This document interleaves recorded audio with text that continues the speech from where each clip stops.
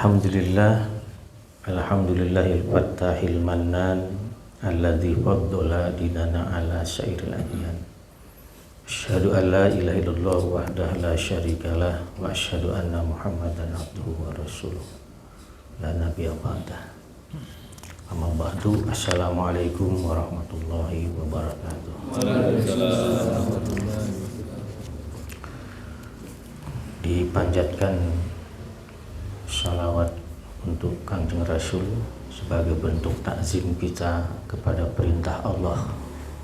Innallaha wa malaikatahu yusholluna 'alan nabi ya ayyuhalladzina amanu shallu 'alaihi wa sallimu taslima. Allahumma shalli 'ala Muhammad wa 'ala ali Muhammad kama shallaita 'ala Ibrahim wa 'ala ali Ibrahim innaka Hamidum Majid. Wa barik 'ala Muhammad wa 'ala ali Muhammad kama barakta 'ala Ibrahim wa 'ala ali Ibrahim innaka Hamidum Majid. Semoga dengan salawat yang kita panjatkan sebagai hak Rasulullah atas kita itu menjadi kebaikan juga untuk kita yang memanjatkan. Pada malam hari ini kita akan membahas keseharian kita lah ya. Jadi saya ingin menyampaikan beberapa hal yang dipandang penting terkait dengan kita sebagai orang tua. Tentu untuk usia kita ini ada yang sudah punya cucu juga kan begitu. Ada yang sudah punya cucu, ada yang juga belum. Nah, justru harus ada semacam kesepakatan ini kalau yang sudah punya cucu. Mengapa demikian? Karena misal Rasulullah itu mengasuh mungkin yang lebih tepatnya, mengasuh cucunya. Mau seperti apakan oleh Rasulullah itu, terutama Hasan dan Husain itu ya tergantung Rasulullah. Jadi tidak ada nanti semacam ketersinggungan atau merasa dilangkahi. Atau misalnya anak itu bilang, Pak kan itu anak-anak saya, itu menjadi tanggung jawab saya, baik dari sisi kebutuhan materinya ataupun imaterinya. Itu bisa jadi ada ungkapan seperti itu dari kita. Apalagi di zaman sekarang kan kadang-kadang, atau bahkan bukan kadang-kadang, hampir rata-rata anak-anak kita yang sudah berumah tangga itu sudah punya rencana ke depan terkait dengan keluarganya seperti apa. Namun boga budak rek di kumaha genda itu pasti mereka sudah merencanakan itu. Dan kita tentu sebagai orang tua dari kepala keluarga itu atau ibu dari keluarga itu tentu tidak bisa memiliki keleluasaan untuk ikut.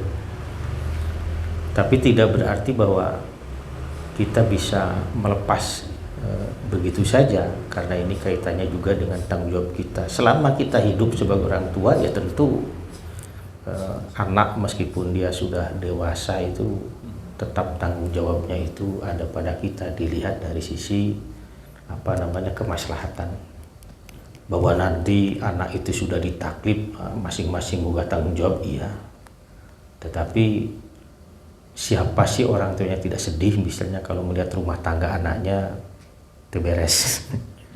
Orang tua manapun pasti akan merasa sedih kalau melihat rumah tangga anaknya tidak beres. Ketidakberesan rumah tangga anak itu bisa segala sebab, bukan hanya dari sisi hubungan antara mereka suami istri, tapi juga dalam pola asuh anak. Itu kan kita sering mendengar ada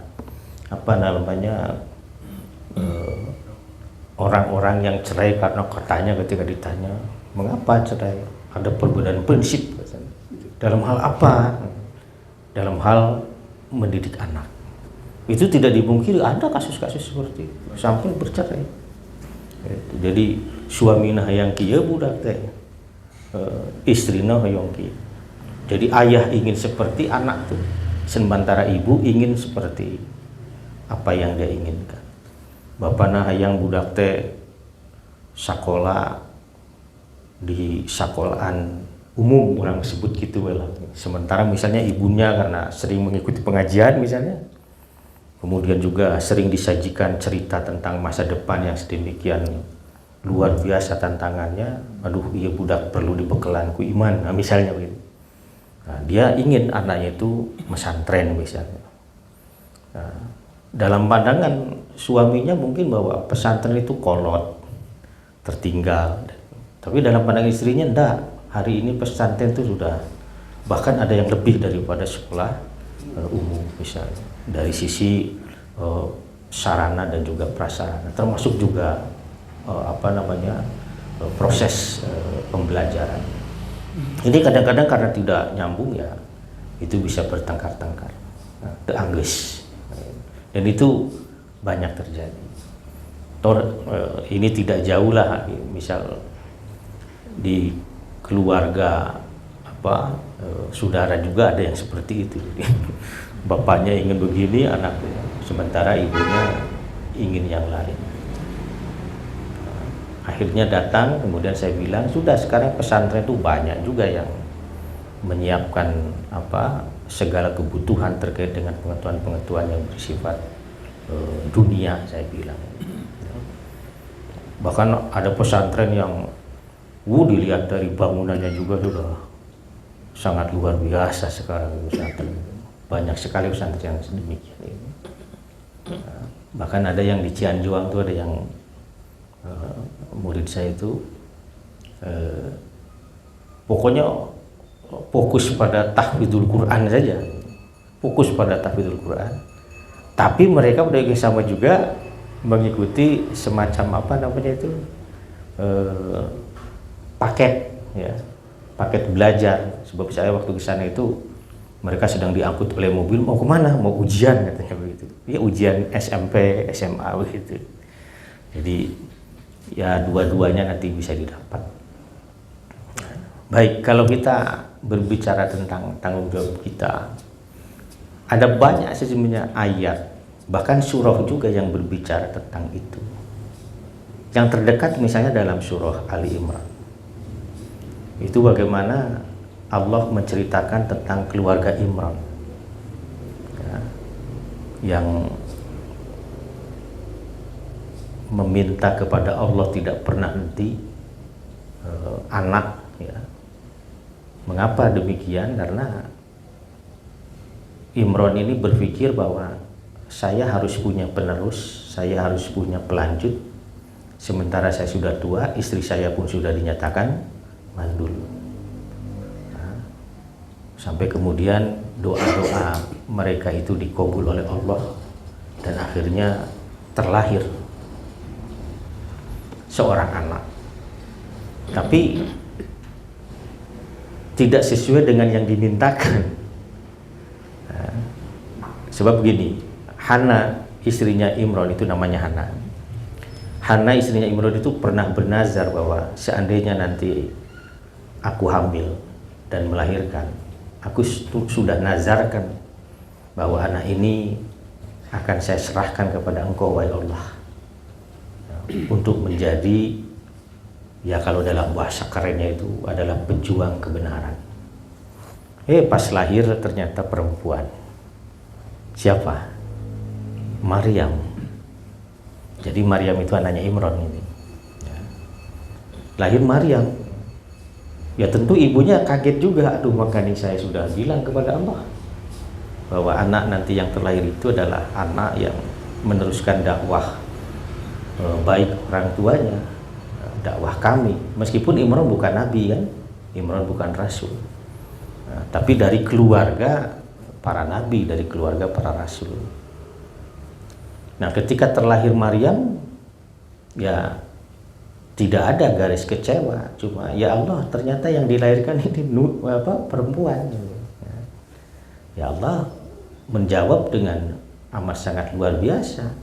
Jadi karena ini janji, ya akhirnya diserahkan kepada Allah, dan Allah menerima itu dengan biqabulin hasan, dengan penerimaan yang sangat baik.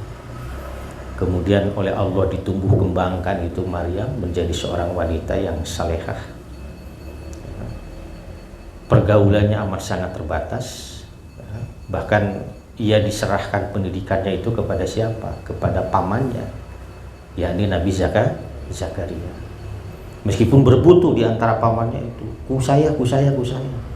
Jadi saking ingin mendidik Maryam itu dengan baik sebagai seorang wanita, anak wanita. Tapi akhirnya Imran menyerahkannya kepada Nabi Zakaria. Maka dididiklah Maryam sedemikian rupa dan tumbuh menjadi wanita saleh. Tapi kan kemudian seperti yang kita tahu ceritanya bahwa Maryam kemudian hamil tanpa sempat tanpa melalui proses pernikahan. Itu yang membuat kaget Maryam juga. Bagaimana mungkin saya hamil sementara belum ada seorang laki-laki pun yang menyentuh saya gitu. Tapi malaikat Jibril itu beritahu bahwa Allah sudah menghendaki apa yang ia kehendaki. Jadi terima saja. Ya tentu dengan kesedihan dan rasa malu juga ada tentu. Sebagai seorang wanita suci tiba-tiba hamil. Sementara dalam sunnatullahnya itu kehamilan baru bisa terjadi kalau terjadi kontak jiwa raganya laki dan perempuan, dan tiba-tiba hamil. Maka ketika hamil pun akhirnya untuk menjauhi segala omongan yang tidak mengenakan, akhirnya menepi ya di sebuah tempat sampai kelahiran. Ketika melahirkan, ya orang-orang tambah juga ini ya. Kamu ini anak orang yang baik. Kami tidak melihat ayah ibumu itu adalah orang yang jelek, orang yang tidak berakhlak. Kenapa kamu anaknya begini? Melahirkan anak tanpa menikah gitu. Sampai Maryam kemudian kan menunjuk siapa anaknya yang diais itu. Maka anaknya bilang bahwa aku adalah kalam Allah, aku adalah hamba Allah. Dan bla-bla itu dalam surah Ali Imran itu dijelaskan seperti itu. Dan banyak hal yang dilakukan oleh Nabi Zakaria mendidik Maryam ini sampai Maryam itu benar-benar menjadi wanita salehah lah. Ya mungkin saya tidak tahu persis apakah dalam tradisi kekristenan itu biarawati tidak menikah itu karena meniru Maryam. Wallahu alam, kita tidak tahu. Ya. Kemudian Nabi Zakaria juga akan berdoa, ya. Berdoa kan beliau juga sama sudah tua, kan? Itu dalam surah Maryam dijelaskan. Dan dia itu hanya satu yang dimintakan Allah, itu minta apa disebut dengan mawali. Mawali itu adalah ahli waris yang akan melanjutkan proyek dakwahnya. Ya. Dan dia mengatakan bahwa dalam berdoa dia tidak akan pernah mengenal kata putus asa sampai kemudian oleh Allah dikabulkan doanya. Meskipun aneh juga Nabi Zakaria ongkoh minta tapi pas diberi ruas, ya. Kok bisa saya sudah tua begini, istri saya pun sama sudah tua dan mandul juga. Nah, tapi malaikat Jibril meyakinkan bahwa ini adalah keputusan Allah, kehendak Allah, kuasa Allah, siapa yang bisa mencegah. Sampai akhirnya benar-benar hamil dan melahirkan seorang anak, yang anak itu kemudian diberi nama yang baru pertama kali diberikan Allah kepada manusia. Nama itu siapa? Yahya. Jadi Yahya itu baru ada nama itu di zaman siapa? Nabi Zakaria itu. Jadi sebelumnya tidak ada manusia yang bernama Yahya. Pan ada orang ayo nama segala aya nama. Ya, tinggal rek niru saha we, rek Yahya rek. Itu dalam Kristen tuh Yahya itu sebutannya apa ya? Kok saya lupa ya. Ada sebutannya itu Yahya itu. Ya. Kok saya lupa ya. Itu Yahya. Dan hebatnya Nabi Yahya ini kemudian sejak dini ya, oleh Nabi Zakaria dididik sedemikian rupa atas tuntunan Allah. Bahkan dia sudah terpilih untuk bisa faham Taurat sejak usia dini. Jadi tidak aneh kalau misalnya sekarang ada anak-anak yang masih kecil sudah hafal Quran. Ya, karena siapa tadi? Yahya pun sejak kecil sudah hafal Taurat. Nah, dalam surat Maryam kan disebutkan bahwa diberikan kepada siapa tadi? Yahya itu adalah ilmu dan hikmah selain kenabian tentunya. Ya. Nah, itu ya, jadi pola-pola. Kemudian nanti dalam surah Ibrahim bagaimana juga mengisahkan Nabi Ibrahim. Bahkan di dalam beberapa surat kan kisah tentang Nabi Ibrahim itu dalam surat As-Saffat juga ada. Nah, itu. Jadi begini, selintas dulu. Ada kan ya antara siapa? Anak Nabi Ibrahim itu Ismail dan Ishak itu siapa dulu yang lahir? Kalau dalam surah As-Saffat itu sudah jelas sekali. Itu Ismail dulu. Karena nanti dalam ungkapan itu kebetulan saya tadarus baru sampai surat As-Saffat itu subuh tadi itu.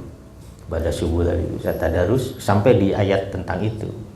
Oh, ternyata fabasyarnahu bi gulamin yang ismu Ishak itu diletakkan ayatnya setelah menceritakan peristiwa Ismail yang akan disembelih itu. Jadi oh iya, bahwa kelahiran siapa tadi Ishak itu ya setelah Ibrahim.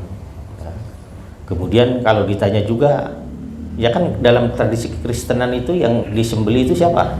Ishak kan begitu, bukan Ismail. Bahkan nama Ismail tidak disebut sama sekali. Bahkan kejamnya orang sebagian Israel dan juga Bani Israel yang maksud saya itu menyebut bahwa Ismail itu adalah anak dari istri tidak salah begitu ya, gitu. Nah, itu. Jadi anak selir katanya. Jadi tidak dianggap itu sebagai mewarisi darah birunya Bani Israel begitu. Kan itu dari Siti Hajar ya. Itu dari Siti Hajar. Sementara Nabi Ishak itu dari Siti Sarah.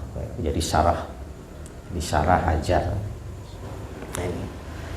Dan bagaimana itu Nabi Ibrahim mendidik terutama Ismail yang digambarkan sedemikian luar biasa. Nah, jadi nanti sebelum masuk ya.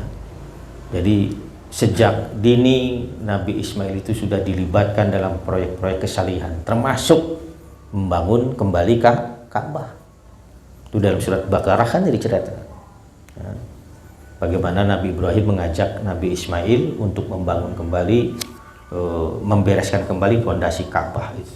Sampai kemudian kan ada ada asarnya yang kita sebut sebagai Maqam Ibrahim. Maqam Ibrahim itu di sebelah mana itu? Di antara rukun Yamani ya kan, itu dengan ini kan. Itu ada. Jadi nanti setelah tawaf itu kan kita sholat di belakang Maqam itu, di Maqam Ibrahim. Jadi itu berbicara tentang posisi saja, bukan berarti kita menghadap Maqam Ibrahim ya, atau ditincakan Nabi Ibrahim. Itu lebih kepada kalau sudah tawaf ya sholatnya di belakang Maqam Ibrahim itu untuk menunjukkan penghormatan dan takdim kita kepada karya besar Nabi Ibrahim untuk kembali membangun Ka'bah.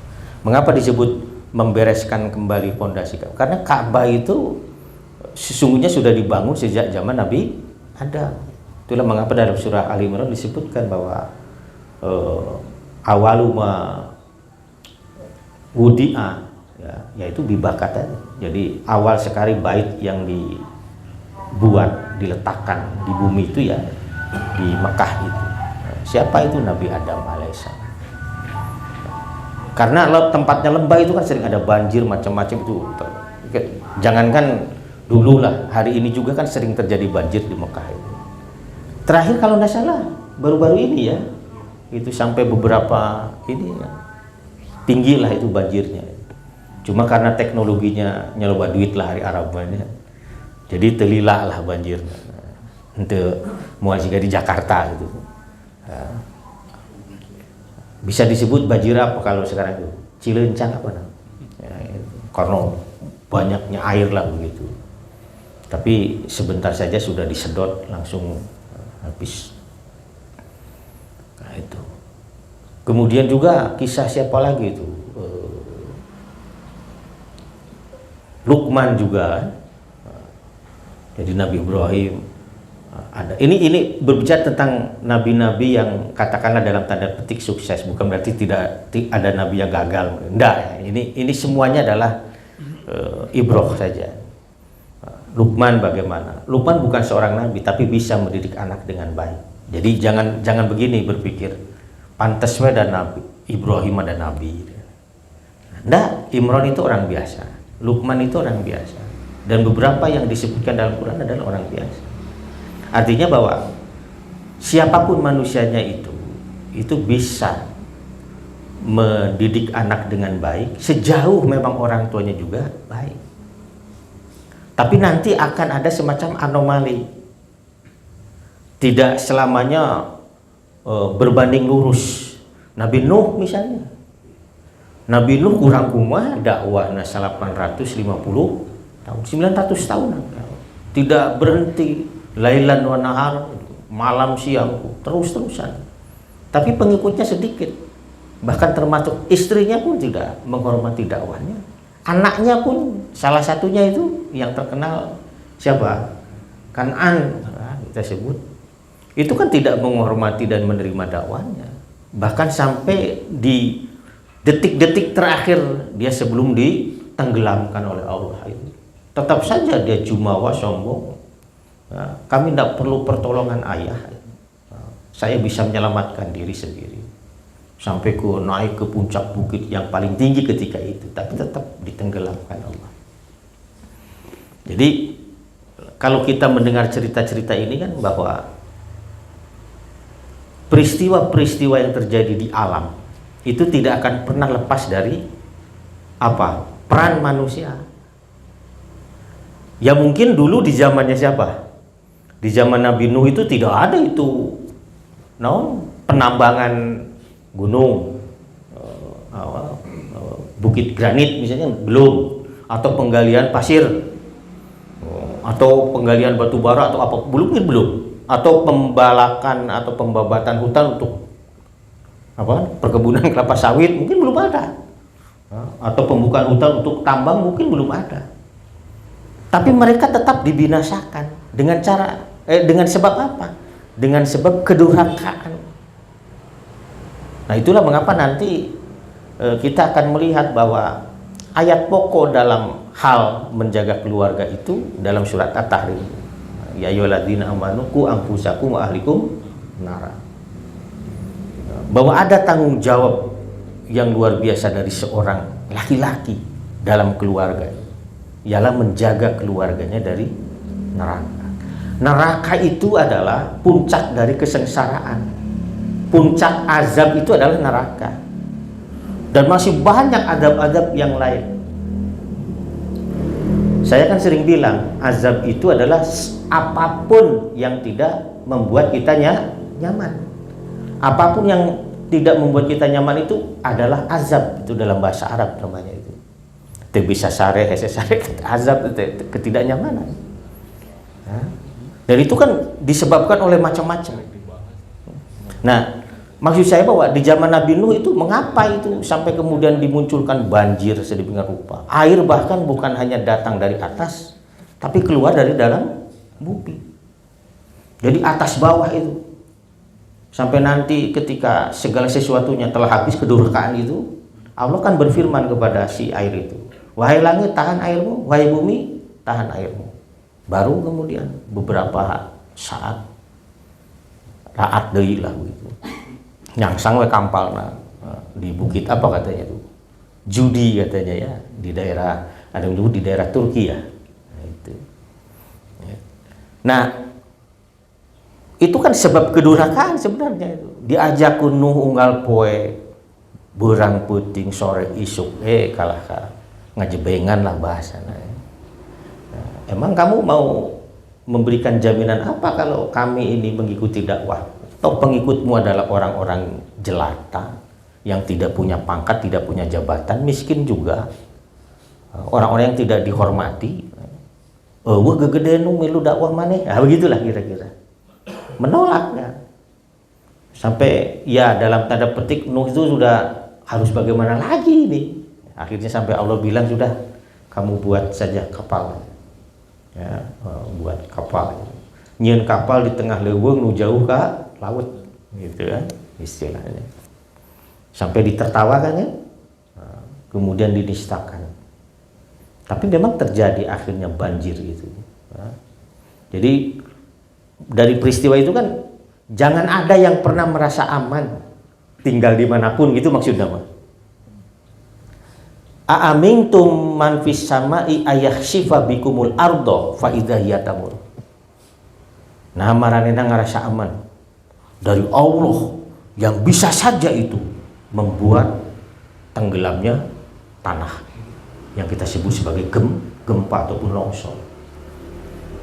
Amin tuh mang bisa orang ngerasa Pak Tatang ngerasa dah saya mah di luhur mereka banjiran kayak kade Pak Tatang nanya kena nu banjir mah tahu cenah pas selamat jajaranna kada itu gigirin walungan jangan Pak Didit misalnya Pak Anang jauh lah kada ulah amin tuh mang bisa ma ayak sibabikum la.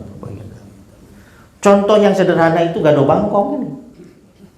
Gado Bangkong itu pernah diterjang banjir tuh Bukit Permata itu. Bukit Permata yang pinggir rel itu. Coba.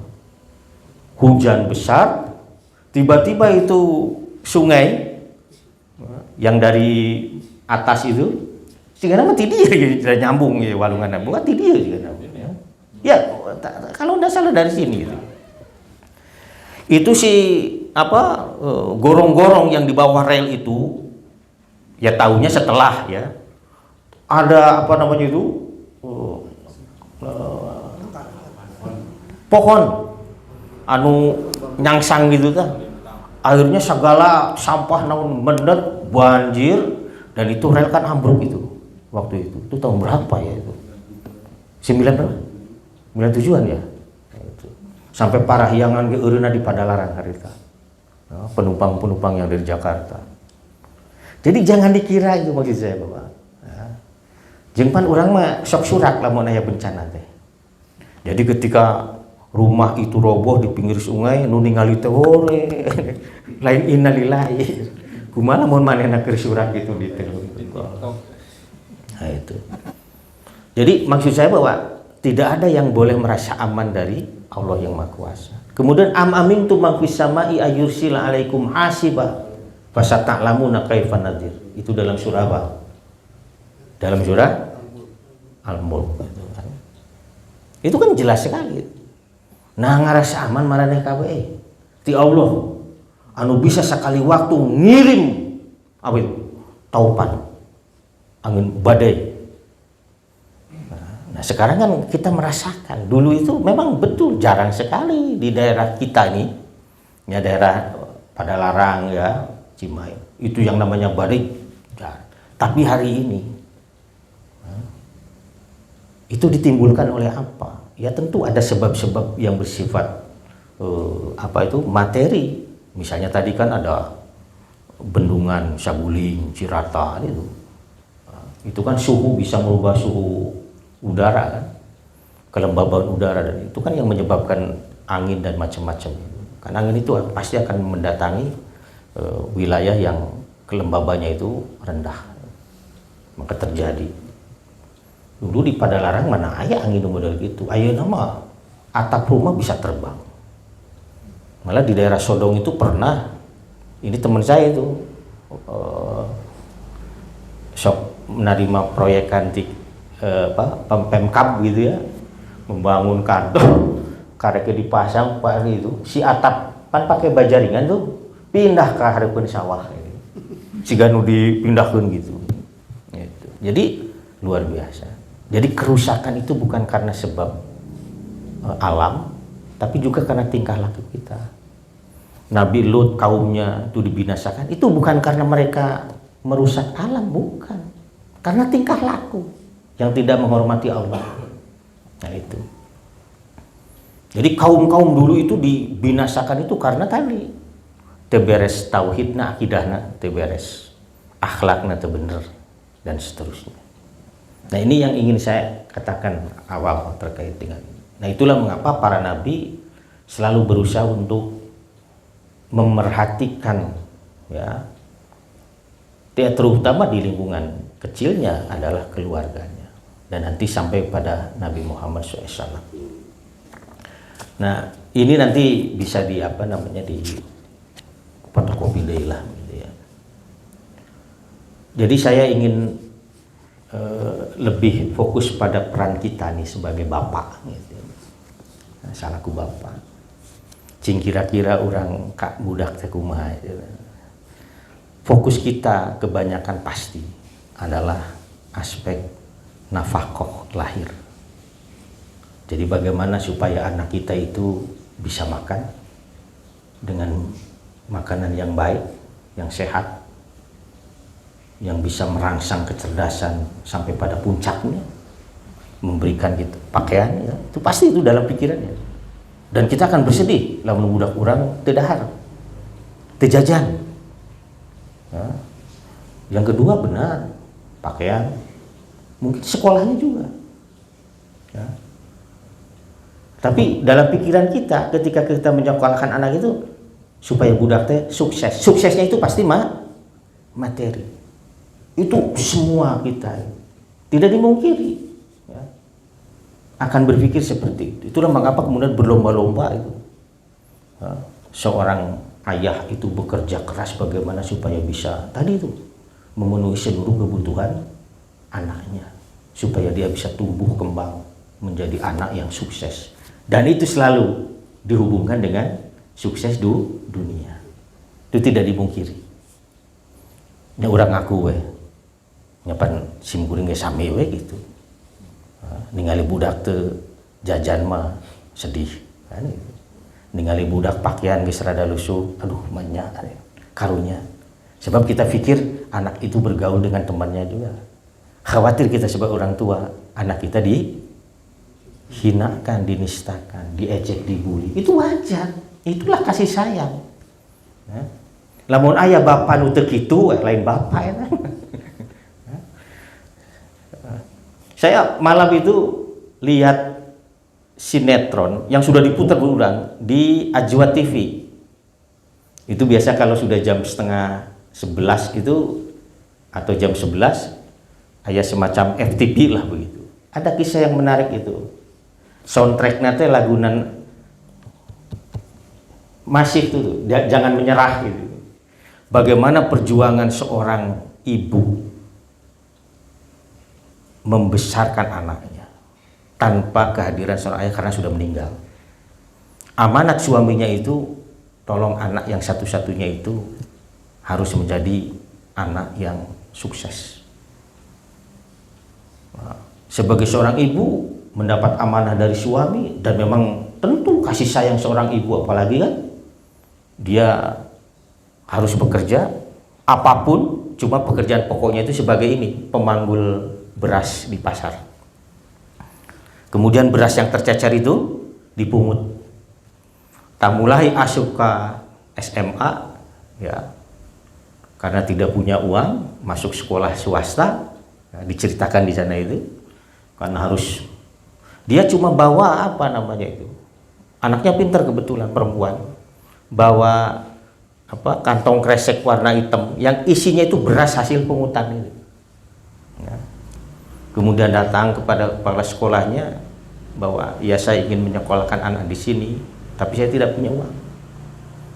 Boleh tidak kalau saya bayar dengan beras ini? Dan beras ini pun hasil saya pungut di pasar. Gitu. Ya ini kisahnya sedih, saya juga menangis itu melihat film itu ya. Gitu. Nah kemudian kata kepala sekolahnya itu tidak bisa di mana-mana ya. Ini baru kali ini kalau ada yang mau bayar ini dengan beras. Padahal sebenarnya kalau di daerah-daerah itu di Papua Utama itu ya, atau di pedalaman sana masih ada yang barteran begitu. Sekolah Muhammadiyah itu sekarang begitu di daerah Papua itu. Sekolah-sekolah Muhammadiyah itu bahkan sampai tingkat perguruan tinggi ada yang bayar dengan pisang, hasil pertanian, hasil kebun. Itu menurut saya keren itu Muhammadiyah itu bisa melakukan itu. Ya. Nah sampai kemudian anak ini sampai lulus SMA. Nah ketika itu si kepala sekolah diamanati oleh si ibu, tapi mohon bapak jangan ceritakan ini ke anak saya. Biarkan dia tidak tahu, biarkan dia fokus untuk sekolah belajar.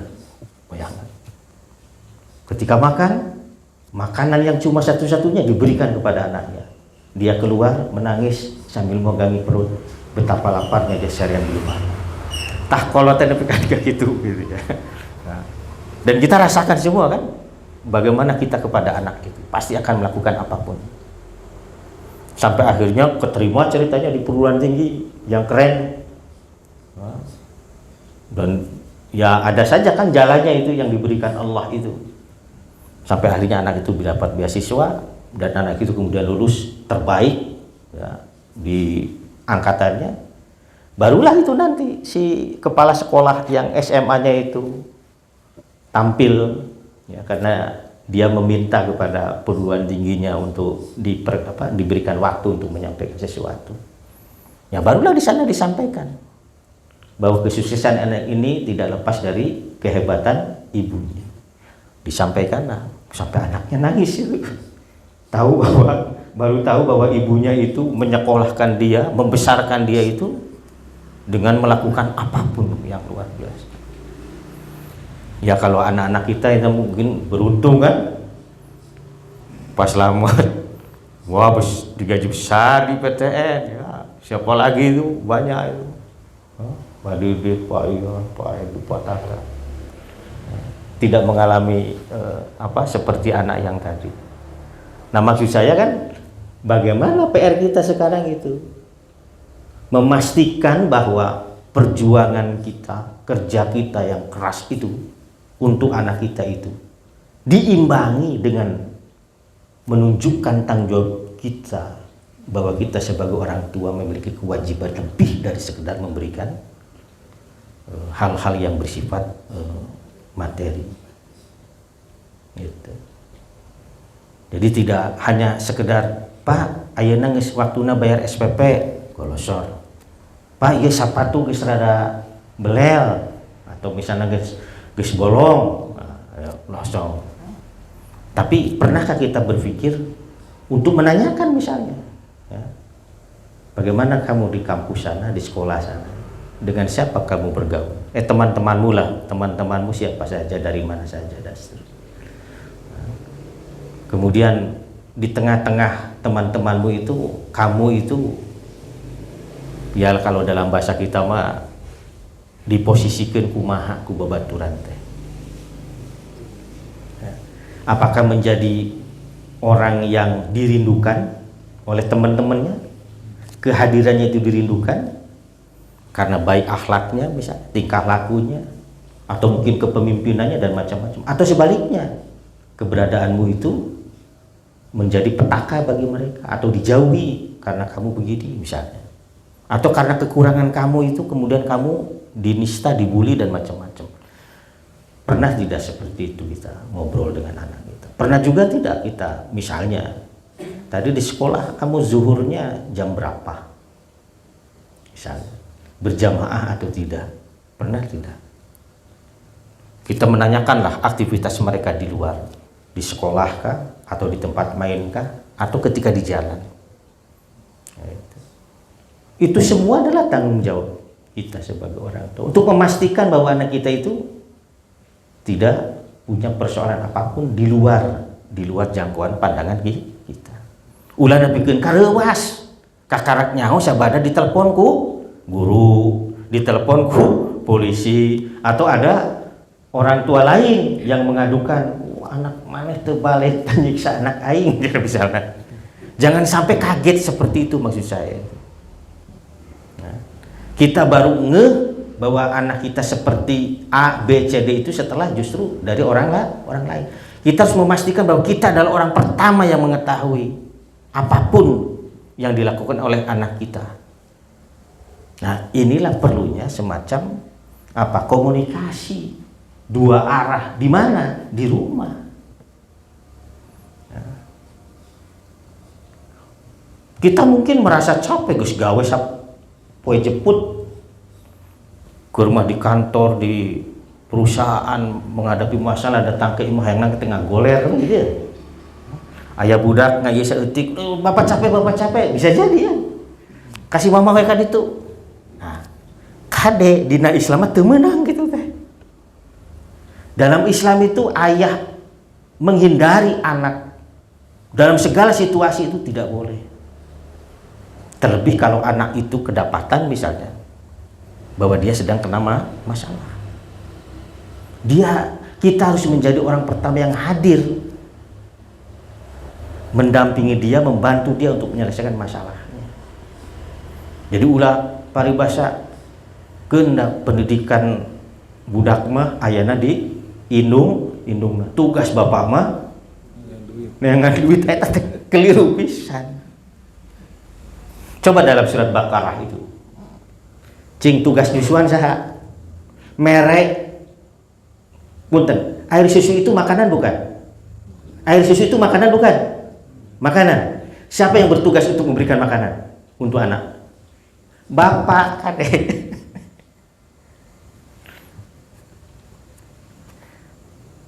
Yang berkewajiban untuk memberikan makanan kepada anak sejak bayi itu, bahkan sejak kandungan itu adalah ayah. Nganku sabab makanan yang terbaik itu pertama yang harus dikonsumsi anak adalah air susu ibunya, dan itu hanya ada di ibunya, maka ibunya nyusuan.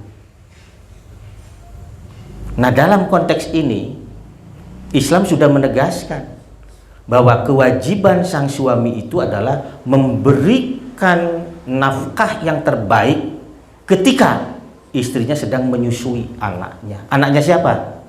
Anaknya bapaknya. Kadeta. Mata orang masuk aneh. Anak mana? Wah, anak mana? Jadi pada tengah aku ari pas budak keur aya masalah tadi aku kudu anak. Cek budak teh ari anak saha? Cek indungna anak cek anak bapakna, cek bapakna anak indungna, cek budak teh aing anak saha deui. Pan jadi bingung. Ingat, kewajiban memberikan barang konsumsi untuk anak itu adalah bapak. Nu matak lamun pamajikan punten ieu. Ieu mah nu masih kene boga karep boga budak deui.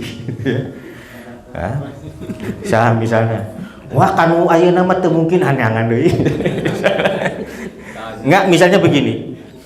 Jadi misalnya kalau ada istri yang sedang menyusui, minta apapun sejauh itu adalah dalam rangka anaknya, wajib bagi suami untuk memberikan nyumponanana. Kan itu kewajibannya itu. Dan istri boleh untuk mengatakan, Pak, sorry, mama teu bisa nyusuan anak bapak. Aku naon? Misalnya kacapean, kudu iya, kudu itu, kudu itu. Rek susu formula we. Itu suami tidak bisa menolak. Kudu meuli susu formula. Jadi mengapa? Karena kewajiban memberikan makan siapa tadi? Bapaknya. Cuma bapaknya nego, duh mah, makanan terbaik untuk bayi kita itu adalah air susu ibunya. Tetapi kumaha tuh udah kieu nyasok ku bapak digaji lah keur nambahan. Ya gitu. Itu boleh itu. Istri boleh menuntut lebih karena dia menyusui siapa? Quran kan sudah menjelaskan itu. Ayatnya sering dibaca oleh Pak Hadi. Hamalathu ummuhu kurhan wa wada'atu kurhan. Kemudian apa? Hamalahu wa fisaluhu salasina syah 30 bulan, bayangkan, untuk menunjukkan kepayahan yang dialami oleh seorang ibu. Cing, eta kepayahan nu diterima ku indung, ya, itu dirasakan oleh bapak enggak? Tidak, kan?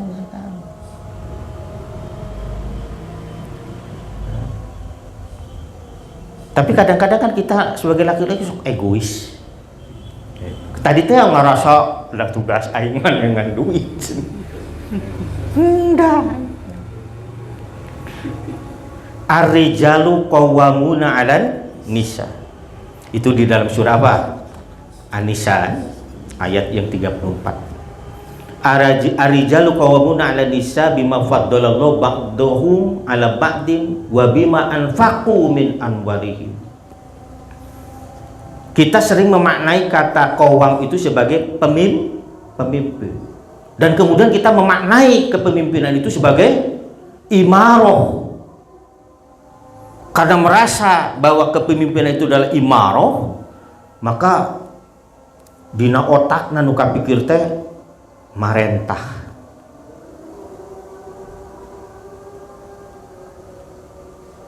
Mah kudu kieu, mah kudu kitu mah. Cek istrina teh meuni sangeunah ari bapak main parentah wae.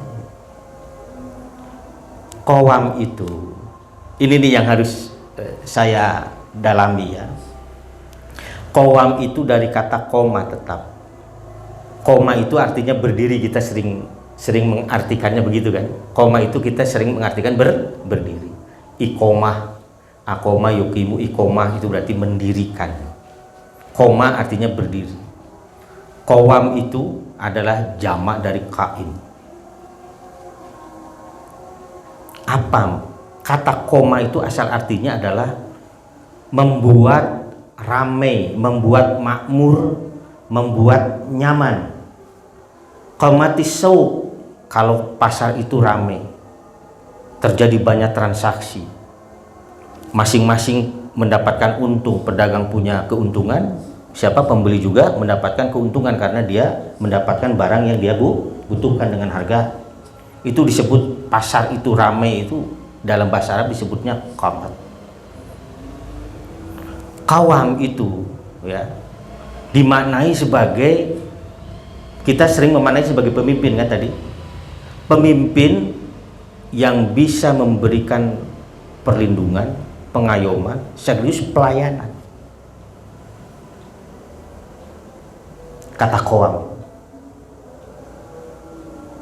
Tapi lebih daripada itu, dia memiliki tanggung jawab bagaimana agar si wanita yang berada di tanggung jawabnya itu menjadi wanita yang salehah, taat kepada Allah, dan menunjukkan bakti kepada dirinya sebagai kawamnya, sebagai kaibnya.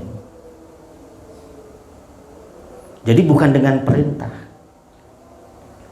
Cek Pak Jainuddin Makieu, memberikan contoh itu mudah, tinggal nepikeun we contohan. Tapi yang susah apa? Menjadi contoh. Ini saya menarik sekali Pak Zainuddin itu. Memberikan contoh mudah, tapi menjadi contoh itu yang sulit. Urang ka budak, ka pamajikan, nepikeun contoh tuh, tuh jang, tuh neng, toh kieu. Padahal kita tidak mesti menunjuk orang lain sebagai contoh. Kita bisa tidak, atau kita sudah berkemampuan belum menjadi contoh. Budak sholat bener teh lamun ningali bapakna sholat bener.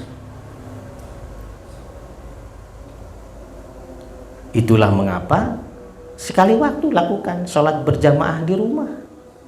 Dan itu yang dilakukan oleh sahabat-sahabat Nabi.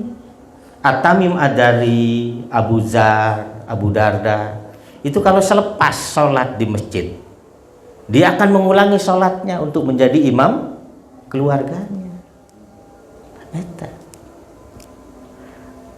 Jadi tidak mesti juga kita menghambat laju kita ke masjid. Nah, ngan mah jang kadenya baru dah kondisikan kayak lamun bapak di masjid kurang berjamaah.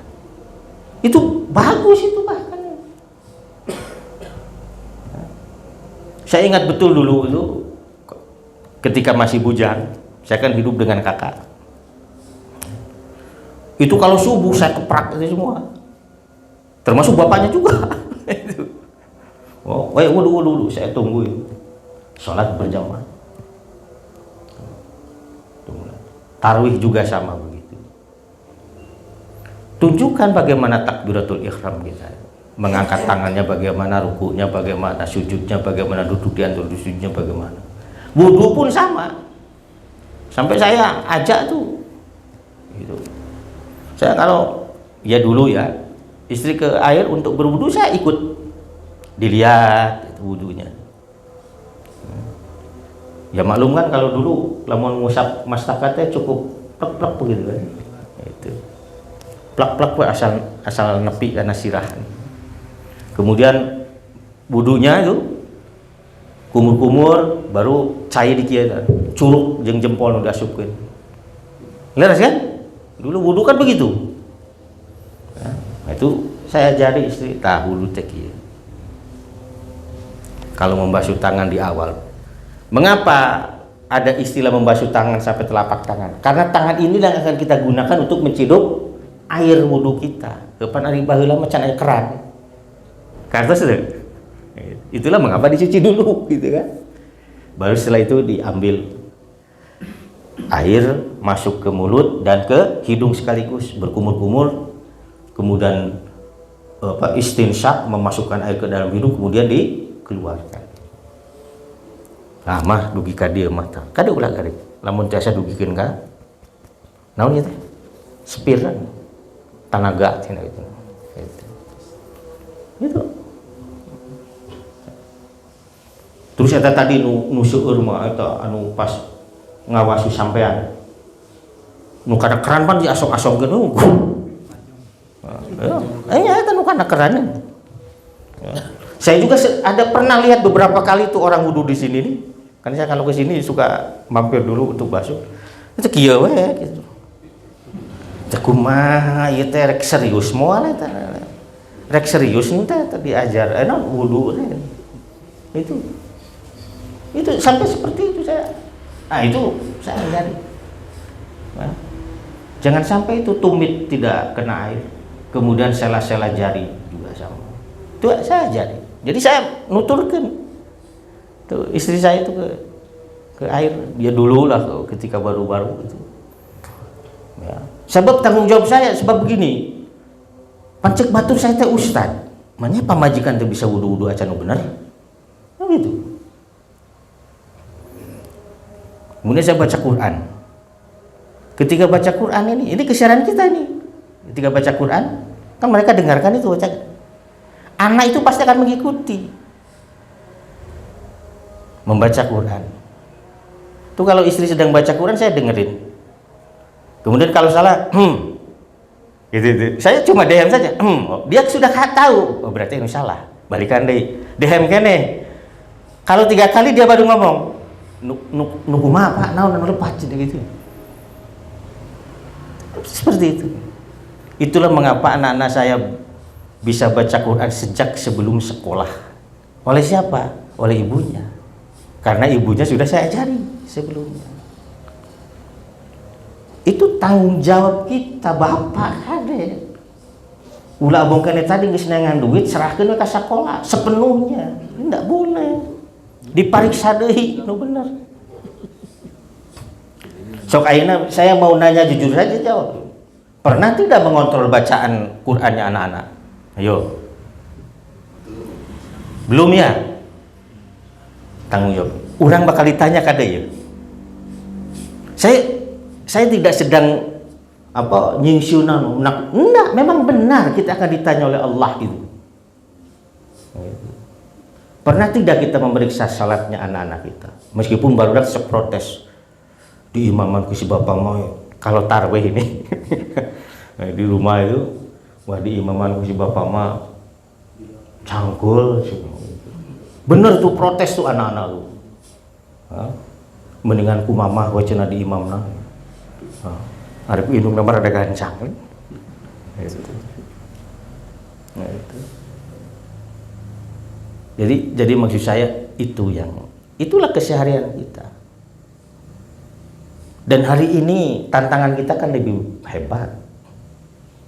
Orang ongkoh ngariung, tapi obrolan.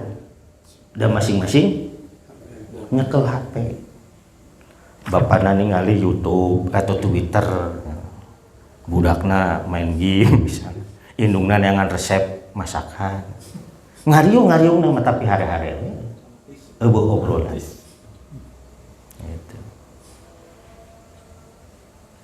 Komunikasi itu menjadi. Jadi begini, kita harus menjadi ayah yang ketika kita telat datang ge budak teh geus nanyakeun ka indungna. Ma, si bapak menican pulang ke mananya? Harus bisa seperti itu. Atau ketika anak itu sedang jalan keluar dengan ibunya, misalnya ke pasar atau kemana, Budak itu teh ngingetan indungna, mah si bapak teh kasenengna ieu. Tak urang teh kudu bisa jadi bapak anu budak teh inget ka urang, termasuk karena pangaresep urang. Mengapa bisa begitu? Karena kitanya memang yang selalu berkomunikasi dengan anak itu tentang apapun dalam hal konteks mengajar anak. Dan insya Allah arikanya kolot maka budak itu diragukan. Tadi saya bilang kan, kita akan melakukan apapun untuk anak. Tapi sebenarnya tidak cukup itu. Tapi bagaimana bisa memastikan anak itu benar-benar menjadi anak yang soleh dan solehah itu.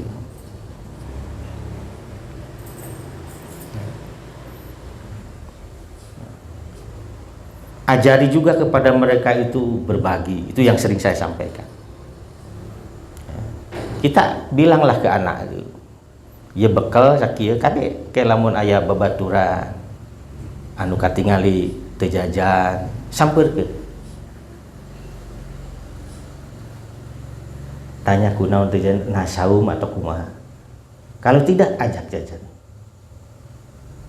Ajarkan itu kepada anak. Kalau kita sudah mengajarkan itu dengan praktek kita sendiri, diyakini bahwa anak itu pasti akan meniru kita dalam segala apapun. Jeung seorang ayah yang baik itu adalah menjadi tempat curhatnya anak. Rek nu lalaki, rek nu awewe. Tah eta lamun budak geus daek curhat ka bapana berarti kita sudah menjadi bapak yang sukses gitu, insyaallah.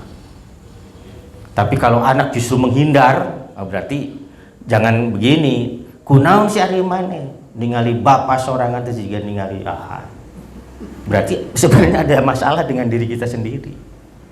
Nah, gitu. Justru ketika kita datang anak tuh seneng, langsung nanya, "Pak, tadi teh kieu kieu." Ya, itu kita harus senang. Saya pernah cerita kan, pernah di WA aku budak sorangan yang gede itu di lantai ya tidur di atas maksud saya sedang di bawah itu sudah malam setengah 12 malam patiasa teu kaluhur saya naik ke atas tunduh teh di yakeun heula pansep diteken heula begitu naik anak sedang nangis. Kemudian saya tanya, kenapa nangis belum tidur? Langsung memeluk dia. Diusapan ku urang teh nya, sok dongengkeun ka bapak ya. Dia menceritakan. Apa? Ya tentang seseorang yang katanya seneng gitu-gitulah ya. Tapi kemudian ada cerita dari teman-temannya begini. Coba menyampaikan urusan yang bersifat apa ya? Sangat pribadi bagi anak. Itu kan jarang anak yang menceritakan tentang apa? Hubungan dengan lawan jenisnya. Jarang sekali itu. Malah lolobana si sulung putar. Ulah kanyawan ku kolotna. Itu alhamdulillah. Kemudian saya katakan, "Neng, mata kitu ga Allah nyaah. Geus nembongkeun ka Neng yen ieu budak teh bakal jadi naon nu teu hade." Gus, aya nama fokus kuliah. Sedang tesis waktu itu. Sok fokus kuliah selesaikan tesisnya. Insya Allah Allah bakal meregantu lebih halus. Saya selalu bilang. Besoknya anak itu ceria lagi. Dan geus ngerasa cukup ku bapana dibereskeun masalah.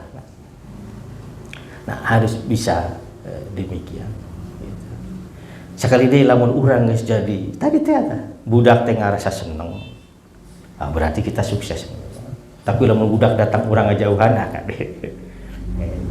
Urang teh pangke nyarita budak teh ngan kaduitna we. Nah ini nanti boleh dibacalah ya ini. Siapa biasa ini Pak? Ini boleh nanti di fotokopi. Ya. Ini apa namanya hal-hal lebihnya lah begitu. Jadi intinya saya ingin menyampaikan bahwa kewajiban kita sebagai seorang ayah itu adalah meliputi segalanya. Kulukum ra' wa kulukum mas'ulun an ra'iyati. Al-imamu ra'in wa huwa mas'ulun an ra'iyatihi. Tapi ar-rajulu juga ra'in wa huwa mas'ulun ala ahli baitihi atau an ahli baitihi. Laki-laki juga adalah seorang pemimpin bagi keluarganya. Gitu. Jadi kita ini adalah pemimpin di keluarga.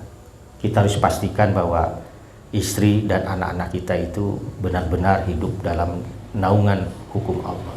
Nu paling utama tauhidna nu kudu dibeberes ka budak. Tak memeh urang ngajarkeun tauhid ka budak, urang nage nu kudu beres tauhidna.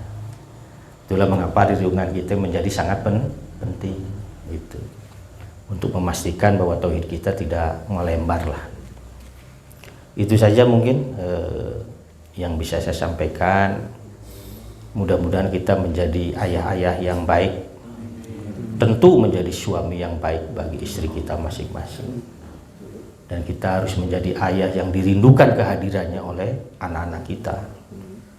Meskipun kita tidak hadir langsung, tapi anak itu bisa berkomunikasi dengan kita dengan sangat baik. Jadikan apapun ya, sebagai bagian dari proyek kita, menjadikan keluarga kita keluarga yang sakinah itu tadi. Keluarga yang tenang, nyaman, damai, sentosa dalam segala situasi.